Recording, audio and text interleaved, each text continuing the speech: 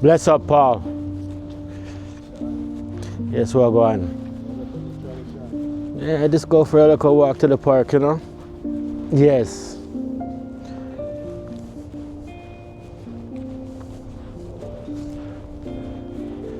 So we're going to take the narrow path as we do in life. A great example of the narrow path is walking on a curb, and then you have the whole road. You see how wide it is? And even back in the days when they call us the streets where people would really normally walk on. It wasn't like cars at first. Everybody hung out on the streets, and you can see broad is the way. So it is over there, and then even on the sidewalk it's a little bit smaller. But the narrow path, one by one, as the Messiah guides us. That's what it's about. This narrow path, it's strict. Only few walk this path, only few. And many come off because it takes a little bit of balance, and sometimes it takes focus, and people don't want to be focused, right? Or if you're going to be focused, it's like our attention span is just so short. But yes, we stay on the narrow path because broad is the way to destruction. And many be that take that route. And really what this has to deal with is our discipline in life, and as we grow with the Messiah,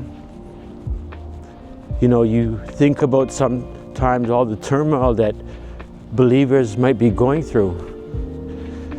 And at times, it feels like the more you read Jah's words, the more you study, the more you start to get understanding, is the more sometimes distant you might feel, because you're so far away from His holiness. And it makes you feel horrible.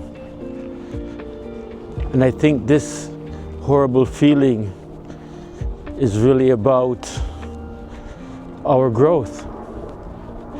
Because think about it, before we started learning about the Most High and we were in the world, for the most part, certain things didn't bother our conscience. You know, of course, outright wrongs. But generally, we just did what we did, didn't recognize how evil it was. But then as you start growing and maturing, you start to see. You start to feel how evil our human nature is. And it's really evil. This is why it's good for us to go through these things and pray that the Most High continues to give you the conscience of the Spirit so you can know the difference between good and evil, and it can convict you when you recognize what you're doing is wrong. All praise and glory to Jah, our Father, and His Son who died for our sins, Joshua, also known as Jahoshua, Yahusha, Jesus the Christ. Praise Jah.